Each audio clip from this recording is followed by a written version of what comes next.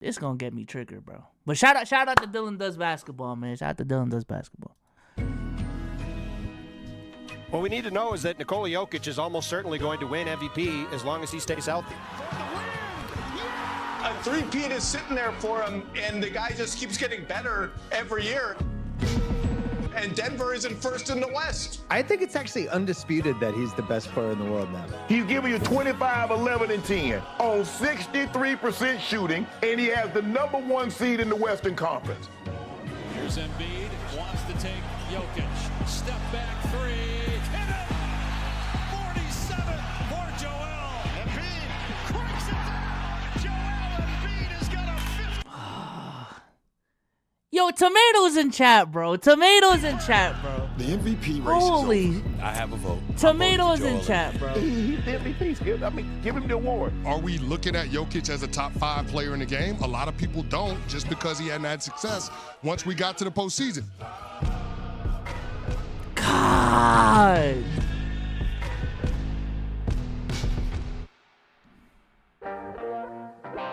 MVP races in the NBA have always been filled with mayhem. Compared to other pro sports like football and baseball, the level of chaos that arises from yearly NBA MVP debates is unparalleled. The 2023 race was a prime example of this. Headlined by Joel Embiid and Nikola Jokic, this race was extremely close all the way to the end, with the victor being none other than the process himself. When the news was announced on social media, Sixers fans rejoiced, Nuggets fans screamed in agony, while Bucks fans said, "It's okay, this is just another step towards success." What was unique about this race in particular was how in the matter of just 2 weeks, the betting favorites switched from Nikola Jokic to Joel Embiid and never looked back.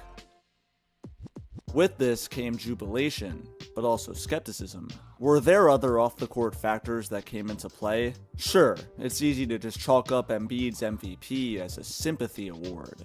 But how true is that? And what does a sympathy MVP even mean? The flaws of the MVP and its criticisms are nothing new. Things like voter fatigue, narratives, and recency bias are all words that are thrown around when discussing this 2023 award. Where do these terms originate from? And how have past MVP races been influenced by them? Nikola Jokic and Joel Embiid are no strangers to competing against each other for the MVP award. So how did Jokic win the first 2 MVPs, while Embiid snatched the third?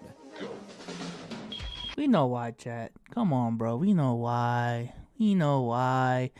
I'm even literally trying to think of Embiid's argument over this last season for MVP. And I always think the conversation is always relative to the competition, right?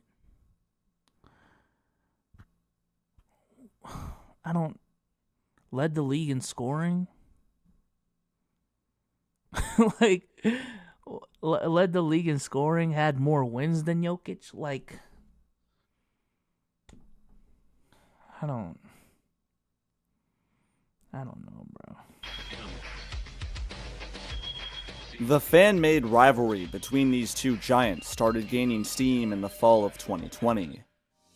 Embiid was coming off of a disappointing 2019-20 campaign, while Jokic had just led his squad to the Western Conference Finals. The question of who was better between these two went from a relaxed debate between just Sixers and Nuggets fans to a heated war of words among all fans. People were getting tired of endlessly talking about Jordan versus LeBron. It was time to discuss the new kids on the block. Once the 2020-21 season arrived and both Embiid and Jokic took a massive leap in their games, these fiery discourses continued to ravage NBA Twitter. If you just glanced at the voting results, Joker won the 2021 MVP in a landslide. However, if you look into the timeline, there were many moments throughout this race where Jokic looked overmatched. Midway through the 2020-21 season, the top of the MVP leaderboard featured none other than the process himself. He was having a career year, averaging 28 and 10, and being the anchor to the #1 seeded Sixers. On the other hand, Jokic was having a spectacular year too, finally achieving the recognition his fanbase had been desiring. However, the Nuggets were just a handful of games above 500, and didn't have the hype and excitement that Philly did. What you'll soon discover is that if you want to win the MVP, you don't just need the stats, you need the storyline. 2.5 months into the season on March 9th, 2021, Joel Embiid was the betting favorite for MVP, with LeBron James trailing him. Jokic was great, but he was seen as an afterthought compared to the top two. The common belief at this time was that it was Embiid's accolade to lose. If things had ended here, Embiid would have almost certainly taken the award. But this was like with 20 his team games into the record season, in elite though. I don't know two-way about that. play. Congrats, Joel. You're now on your way to a controversy-free MVP. Nothing can stop you now. Oh, man. On March 12th, 2021, Embiid suffered a brutal-looking hyperextension on a dunk attempt. This injury would sideline him for 2.5 weeks, shattering his MVP case. Yeah. He ended up missing Dang. 10 games, What? which may not seem like much on paper, but in reality, this season was already shortened to 72 games. Joel finished with just 51 games played out of 72. Had he won the award, it would have been the second least amount of games played by any MVP ever. By the time he returned from injury on April 3rd, most fans had forgotten he was ever number one to begin with. A shiny new toy had been placed in front of them, that being Nikola Jokic. Joker had built a phenomenal case for the award while Embiid was in street clothes. After starting out 21-15, the Nuggets went on a tear, winning 26 of 36 to close out the season as the third seed. What bolstered Jokic's case was how Denver performed following a heartbreaking ACL injury to Jamal Murray. it made sense. When Murray went down, made many sense. proclaimed Denver's season as being dead in the water. Instead, Jokic stepped up, averaging 27, 11, and 7 in the next 18 games without him, with Denver going 13-5. What was even more impressive was the fact that Joker played all 72 games this year. Jokic had leaped LeBron and Embiid, both who had suffered lower body injuries. In a season headlined by non-stop health and safety protocol issues and load management, Jokic was just one of a handful who suited up to hoop every night. Call it a perfect attendance award MVP all you want, but the reality is, staying healthy is one of the most valuable assets a player can have. On June 8th, 2021, I find it crazy that fucking Philly fans, like, these are... yeah. Because y'all ain't used to perfect attendance over there, buddy. No cap. Jesus Christ, bro. Oh my God. healthy is one of the most valuable assets a player can have. On June 8th, 2021, history was made, as Nikola Jokic became the lowest picked player in the draft to ever win the MVP. It was an incredible achievement, and a testament to how far Joker had come as a player. He finished the year averaging 26, 11, and 8, going 47 and 25. Voters gave 91 first-place votes to Jokic, marking for a landslide victory. For the most part, fans were in agreement that this was the correct choice. However, some groups of people were left irritated at how this all played out. What? Accusations of voter fatigue affecting Oh, Giannis yeah, Giannis. Antetokounmpo of the Bucks were thrown at the league. Voter fatigue is the theory that players who've won an MVP or two in the past are less likely to win it again, because voters favor newer candidates. So do these claims hold any weight? The Greek Freak was coming off of 2 straight MVP awards. In the 2020-21 season, he was eyeing his 3rd straight, and had quite the case. He averaged more assists per game, steals per game, blocks per game, and shot better from the field and from 3 than in his MVP season the year before. His team's record was no slouch either. The Bucks finished 3rd in the East. One would think immediately that these numbers, along with his top-notch defensive ability and win total, would make him a finalist. But no, Steph Curry finished as a finalist over him. Bucks. Whoa. Not too much on Steph. Not too much on 2021 Steph, bro. Not too much on 2021 Steph. Fans absolutely believe that this was a case of voter fatigue. Well, why didn't Giannis finish as a finalist? Voter fatigue allegations aside, a key factor for why Giannis wasn't more highly regarded in this race was because of his past playoff shortcomings. Just 1 year prior, in the 2020 playoffs, the Miami Heat had shockingly upset the Bucks in round 2. Giannis played poorly for his standards, and the Bucks were the laughingstock of social media. Reminder, at this point in the 2020-21 season, Giannis had 0 rings. He had a questionable postseason history filled with disappointment. Many fans saw his regular season campaign and thought, oh, that's cool. Anyways, get a ring, you loser. Voters and NBA media members were tired of all his MVP talk and wanted to see Giannis have a signature playoff run. The Greek Freak had some narratives weighed against him, and that combined with... I mean, I see the outrage over him not being a finalist, but at the end of the day, bro, like, I think the MVP is one of those cases where if you ain't first, who cares, bro? You know, if you're not, especially if you're not second as well. I just think when you compare his case over Jokic, it's just a weak case in my opinion. But Steph Curry's ridiculous numbers eliminated Giannis from being an MVP finalist. Some chalk this up as a concrete example of voter fatigue and slanderous narratives from the media, while others say Steph was just better. But this wouldn't be the last time a player's lack of postseason success would affect their MVP case. Either way, Nikola Jokic was the deserving winner of the 2020-21 MVP. This was easily the least controversial race of the three, but this was just the beginning of the most competitive and toxic 3-year stretch of MVP debates ever. it's a crazy picture, bro. The 2021-22 season saw Nikola Jokic and Joel Embiid enter with vastly different noise surrounding them and their teams. Jokic had just gotten swept in round 2 by the Phoenix Suns. It was no fault of his own, he had quite the stellar series. The problem was that his co-star Jamal Murray was set to miss the entire upcoming season due to his ACL tear. His other star teammate, Michael Porter Jr., played the first 9 games of this season, only to be ruled out for the remainder of 21-22 due to a back injury. On the other hand, Joel Embiid and the Sixers had no injuries, but they did have something just as unfortunate. Drama. Simmons. Joel Embiid's co-star Ben Simmons refused to play another game for the team due to personal reasons. Embiid was left all by himself as a result. Both superstars had heavy tasks on hand, to put their teams on their shoulders and carry them to wins. When judging who the MVP is, it isn't as simple as just looking at the stat sheet and team record. Voters very heavily weigh the idea of a narrative, which is the storyline that goes along with winning the award. How much of a factor does the narrative play on the eventual MVP winner though? And are there any examples? Do y'all think that though? I just feel the main case with narrative to me is always like the help. Like trying to judge help. Like if two players put up tremendous numbers and have similar records, but player A did it with less help than player B, then I'm a favorite player A. Type shit. I think that's what happened with D Rose. You know what I'm saying?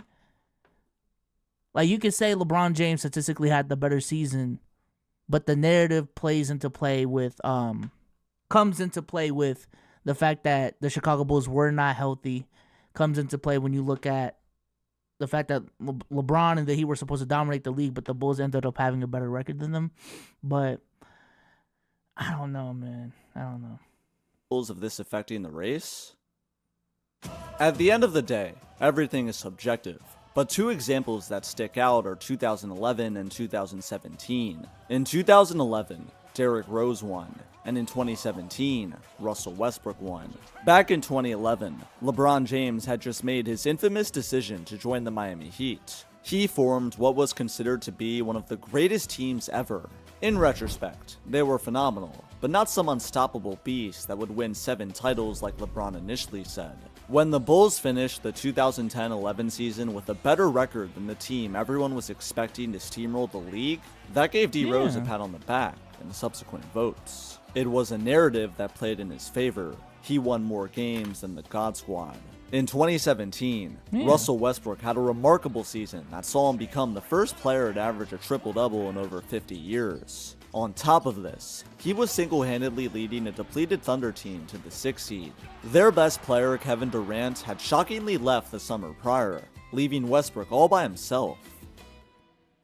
Instead of Russ requesting a trade and leaving the Thunder to rot, he stuck with his squad and put on a show. This is also another example of a narrative that assisted Westbrook in his MVP case. His competitors, like James Harden, didn't have such a strong storyline to back up their numbers. Narratives aren't I don't know about that. 2017 was a pretty close race, was it not?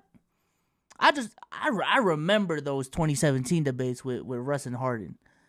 Them two was putting up some crazy numbers that season, bro. I swear to God. That was a fun MVP race, bro. 2017 was a fun MVP race. But yeah, I just think when it comes to the narrative thing, like to just say they gave D Rose the MVP, and I'm not saying Dylan said this to say that D Rose just got the MVP because he was flashy. He had he was the youngest player. He would be the youngest MVP of all time. I don't think that's it. And to just say Russ got the MVP off of the fact that KD left and he was going bonkers, I think that's a discredit to what he did that season. Again, I think that whole like, what are you doing relative to your help shit? That's the biggest narrative draw in my opinion in most years, but type shit. Inherently bad things, and players shouldn't be hated on because a good storyline helped their case. It's important to highlight them though, because the players' last 10% of the season overshadow what they did in the previous 90%. Is the stream good? Is the stream good? Is the stream good, chat? I just got a OBS disconnected thing. Stream good, bro? Hold on, let me check. Chat to the 380 in the building. Froze for a second. Stream dipped for a second, but we back. All right. My bad, Joe. My bad. I don't know what the fuck that was. All right, we're back.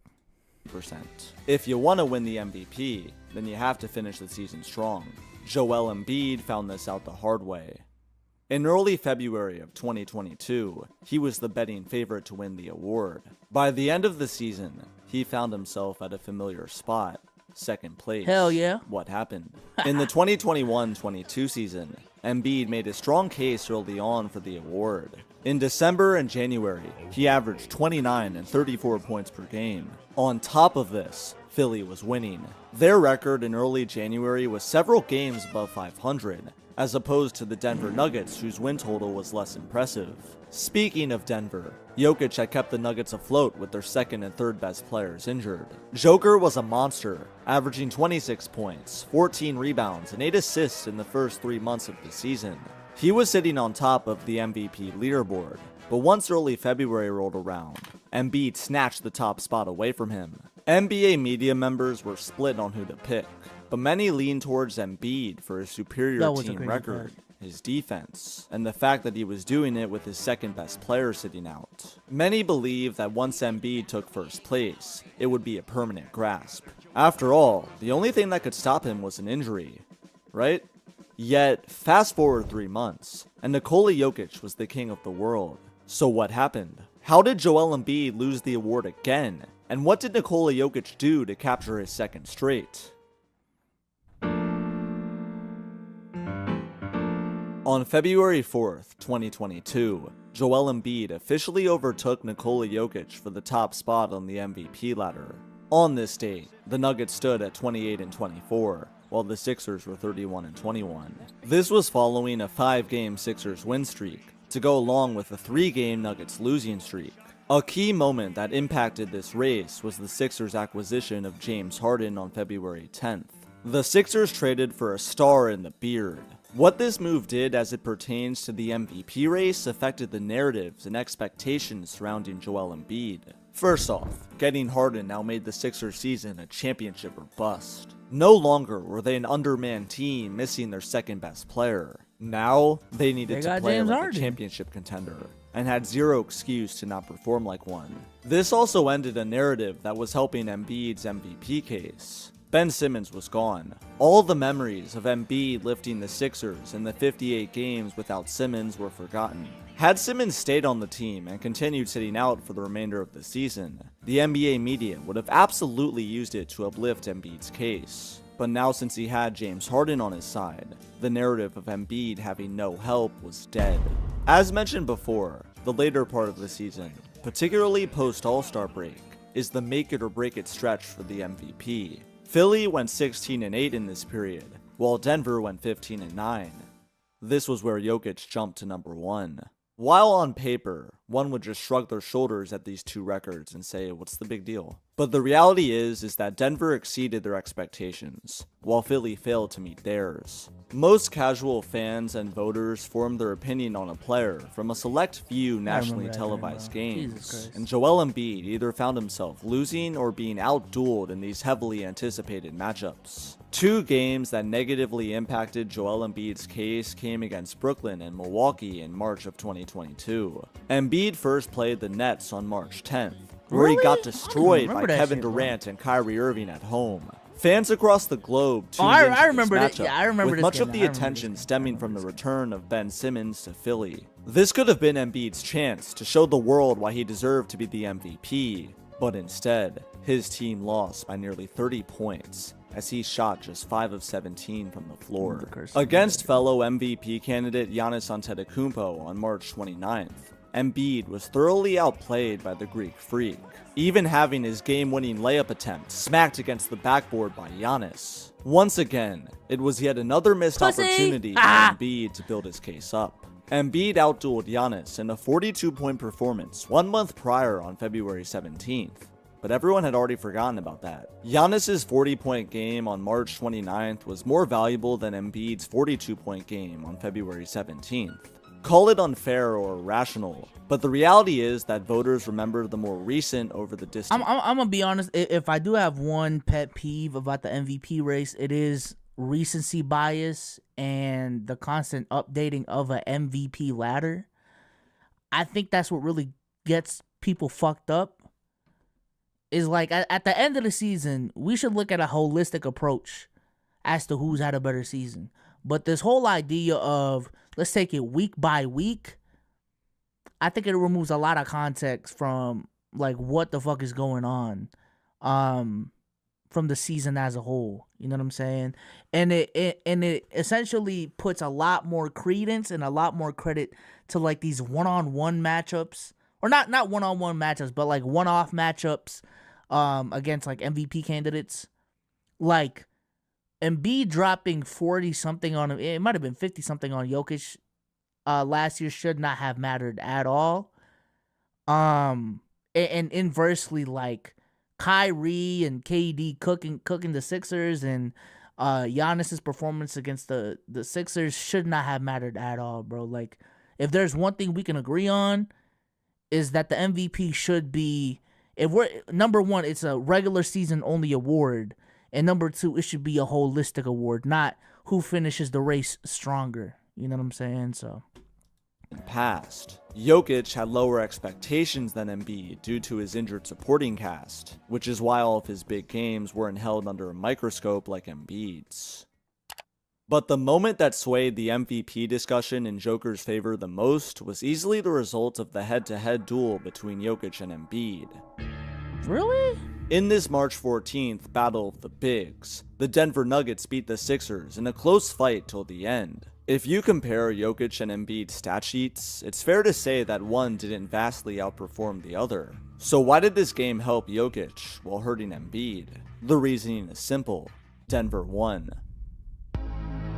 Wins matter in this league. It doesn't matter the context. All voters see is that Jokic beat Embiid. There wasn't another game between these two to weigh. Embiid missed their first scheduled matchup in November due to being in the health and safety protocols. Following the humiliating March 10th loss to the Brooklyn Nets, Embiid was back down to number 2.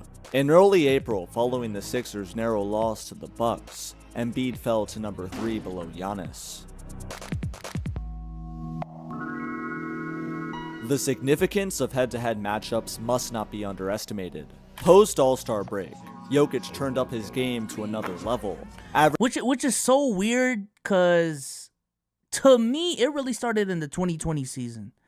Like, I swear to God, bro, before the bubbles, like, before everything shut down, like, the Bucks were on pace for 70 wins. Giannis was the clear unanimous MVP.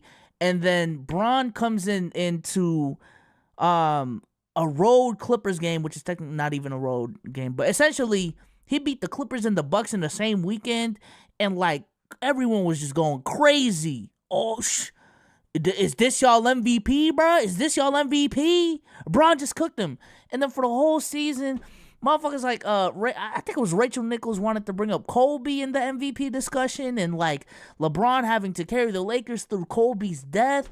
Like that shit was just that shit was nuts, bro. That shit was pissing me off during that time. I still think Giannis should have got unanimous MVP. Literally in any other scenario, if LeBron was the one with the clear best record in the league, playing that level of defense, putting up 30, 13, and 6, bro, like we would not be questioning LeBron being the unanimous MVP. That shit pissed me off, but hey. Averaging 31 points per game, 14 rebounds, and 7 dimes. The Nuggets finished the season gracefully, while Philly was sputtering, dropping from as high as the 2nd seed in early March to the 4th seed. Once the final MVP straw poll came out on March 29th, the race was wraps. In the NBA, the MVP straw poll is when all the voters submit who they're planning to select for the award. Jokic crushed Embiid, all but prematurely securing his 2nd straight MVP. This race is a prime example of how important it is for an MVP candidate to finish the season strong. Recency bias reigned supreme. Following the announcement, Embiid, the runner-up, congratulated Jokic, but claimed he didn't know what he had to do to win the MVP. He felt like the media hated him. Supporters of him agreed. I just need to refresh myself on like what the fuck happened that season. You know. Yo, Adam West is crazy. Adam West is crazy, bro. And I know Dylan is doing that right now. But in 2022, Embiid put up 31, 12, and 4. These are amazing numbers though, like for real. And 50, 37, 81 splits. Let's get it. Hop off a 16 passenger. This is G5. No, this not a challenger. Shout out to Adam West for the $5. He says, all right, souls, I'm going to head out. Have a great streaming pod. Also, can you tell that cornball Sage to keep my name out of his mouth? That's nuts, bro. That is nuts. So he had a true shooting percentage of 61.6%. Again, with the context that Ben Simmons had a lot of drama this season, and then they traded for James Harden halfway through. Played 68 games, so he missed, 14? And then we had Jokic, who put up 27, 14, and 8 on, mind you, Embiid was 61.6, 60. I mean, I'm gonna keep it a bean. The motherfucker just played better than Embiid, bro. In these 2 seasons, with less help, played more games and just played better, bro. I don't know, man. I don't know. I understand there were stretches within the season where Embiid was number 1, but if you look at the season holistically, I mean, Jokic just played better, bro. Like, I don't know. When you average 3 less points a game, or really, 4 less points a game, but have 4% more true shooting percentage, on top of being a leaps and bounds better playmaker and passer, and being around the same rebounder, and then defensively, it really isn't that big of a fucking gap. I don't know, bro. I don't know. Stat sheet merchant, man. Eat my dick, bro. I got all day to watch all this film. Come on, bro. While his adversaries laughed in his face, Nikola Jokic said few words, accepting his trophy in his hometown Serbia.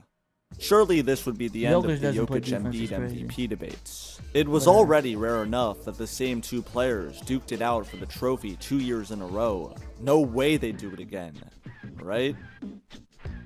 Oh my god, can the scriptwriters come up with anything new? All that discussion of the past leads us to the present.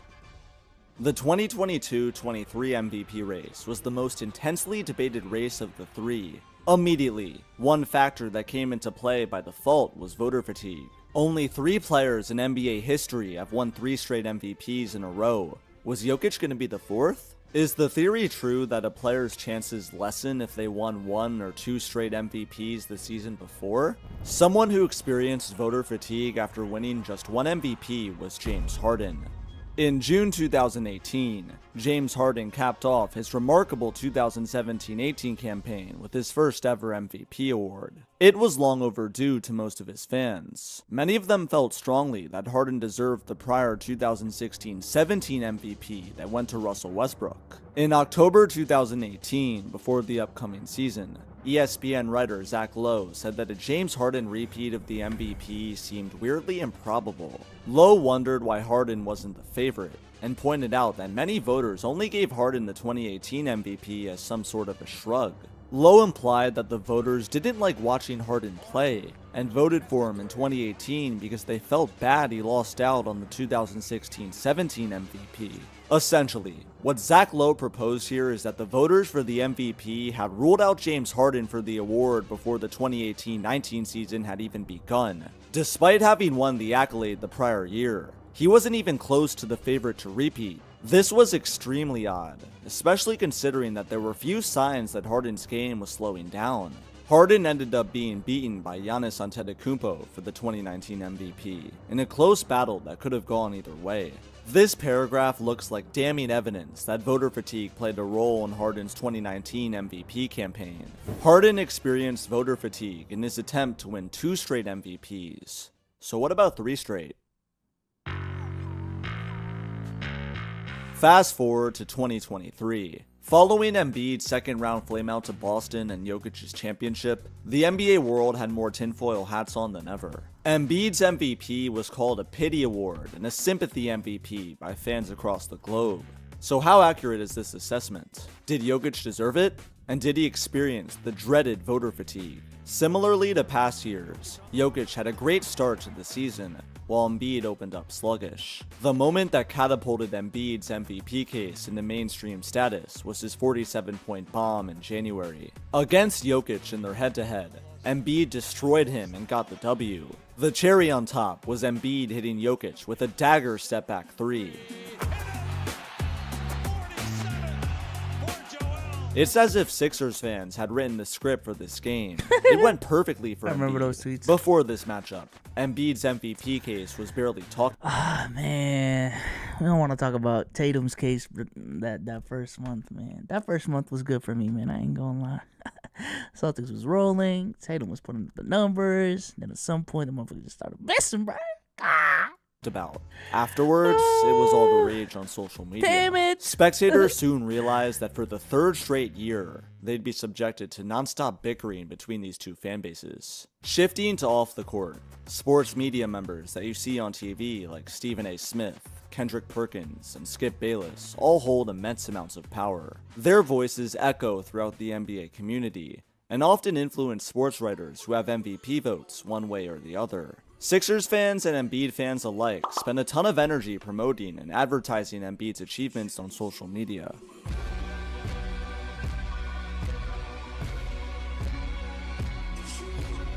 Whether it was persistent haters posting Jokic lowlights, or Embiid's personal trainer publicly dissing Jokic on Twitter, and Fucking Drew Hanlon, bro. Embiid supporters show no mercy. In their minds, the last 2 years, more specifically 2022, were a sham.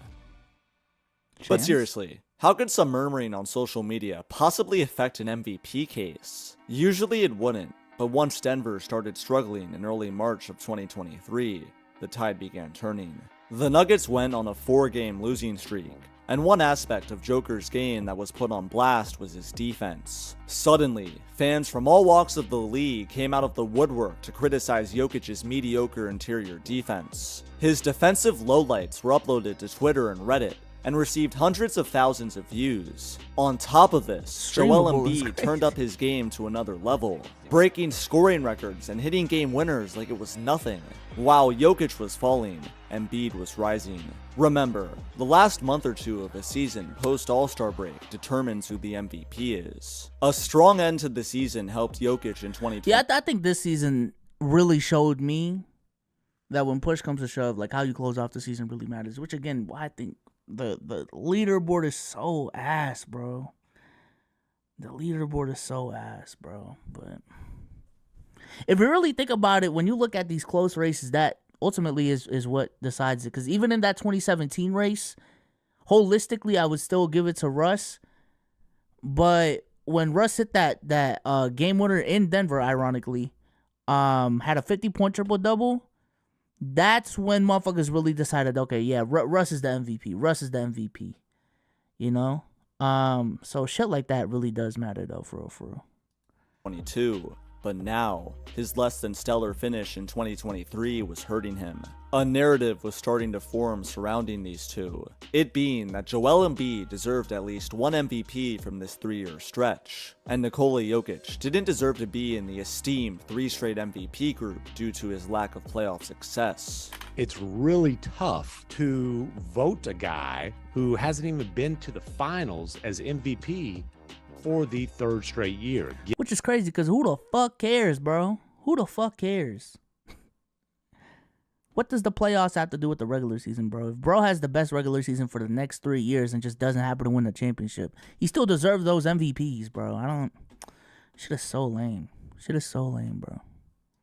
Given the historic, implications of such a vote. If you think this last point sounded eerily similar to what was being said about Giannis back in 2021, you'd be correct. One could argue that voter fatigue, recency bias, narratives, and of course Embiid's strong play all had to do with Jokic losing out on his 3rd straight MVP. Going back to media talking heads on shows like First Take or Uninterrupted, Jokic was public enemy number 1. Embiid was the king, and had successfully swayed the public opinion in his favor. This all happened in the matter of just 2 weeks. The icing on the cake to this madness was Kendrick Perkins coming out and implying that there was a racial bias when it came to MVP voting, essentially saying that Jokic was going to win his 3rd straight MVP because he's white.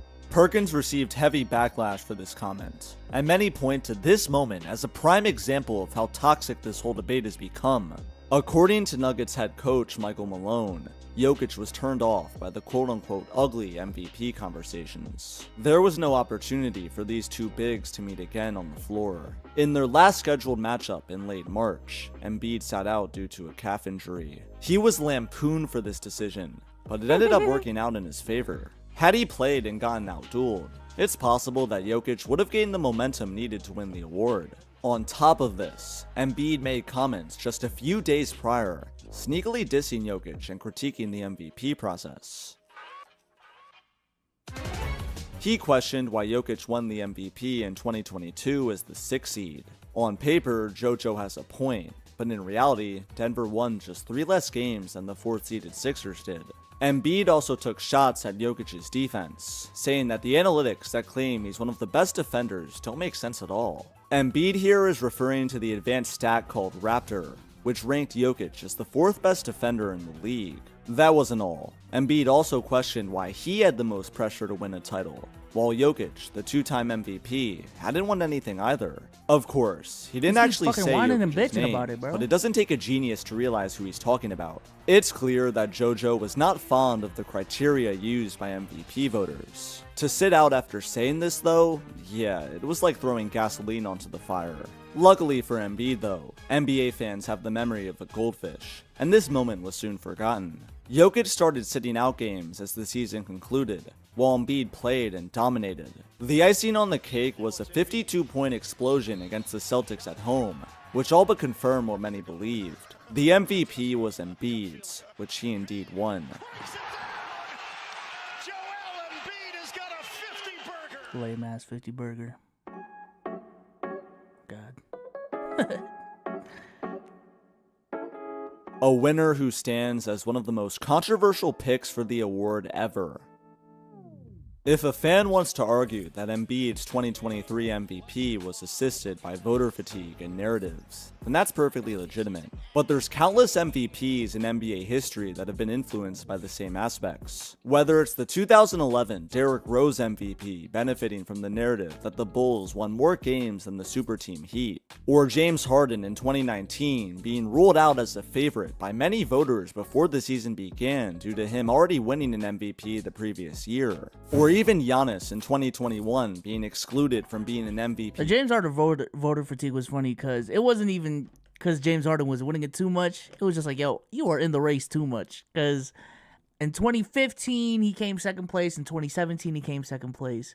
2018, he actually won it. So that was like a 4-year stretch where he was a true MVP candidate for real. Gets it in 18, and then 19 was like, Jesus Christ, this motherfucker's gonna be in the race again. Finalists due to voter fatigue. All of this is nothing new.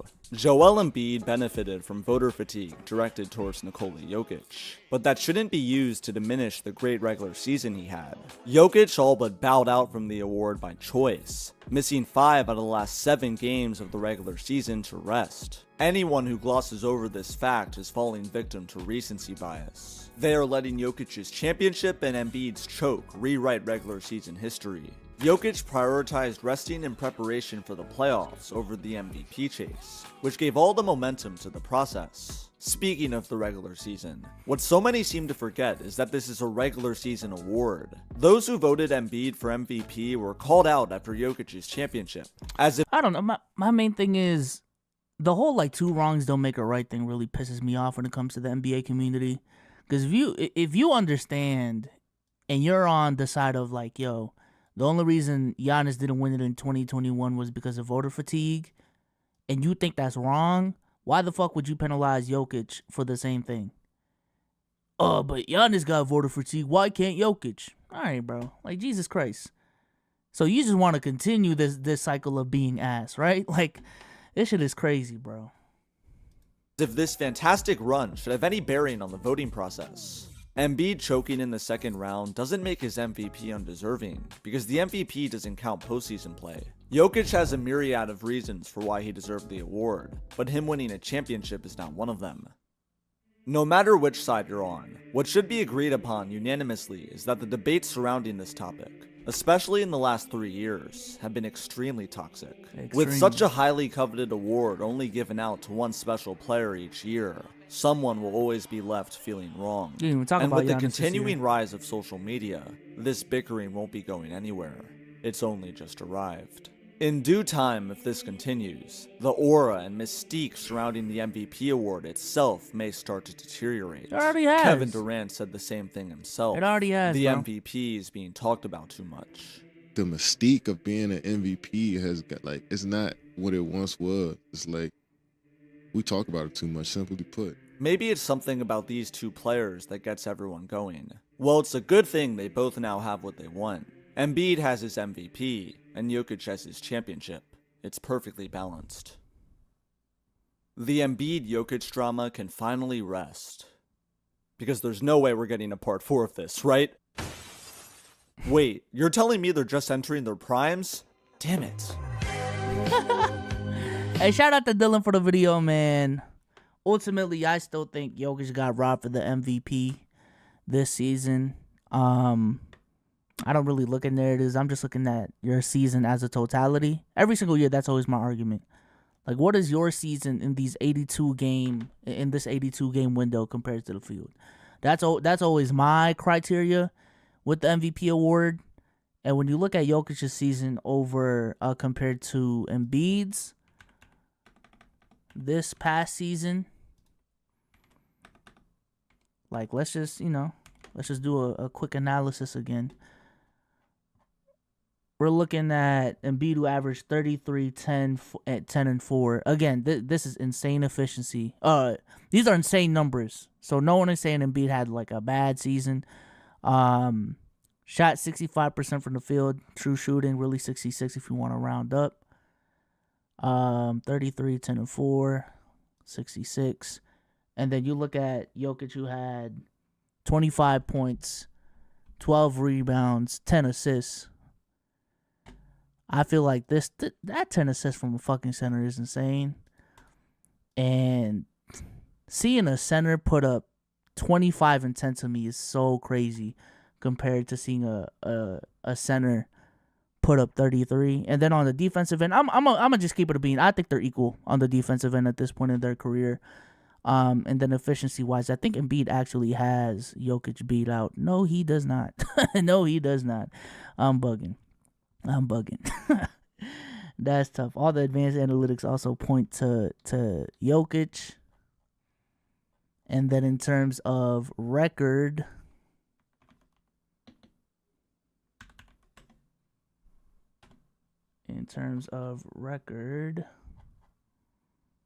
the Sixers finished with 54 wins, and the Nuggets finished with 53. I'm going to call that an equal in terms of team success. I don't really hold much weight on Denver being the number 1 seed specifically, when in the East, 54 wins gets you a 3 seed. But how many games? Yeah, Jokic played more games again. I don't know, bro. I don't know. Like that's just how I look at it. Like, I'm looking at this 82 game time span. Just who had a better season? Like, period, point blank. Period, point blank, bro. No, I'm not taking that shit back, bro. I'm not taking that shit back, bro. And even if you want to say Embiid is a better defender, I'm telling you right now, it's just nothing to brag about, bro. It's not like the difference between Giannis and, I don't know, Kevin Durant, bro. Yeah, I'm doubling down, pussy. Yeah, eat a dick. Eat a fucking dick.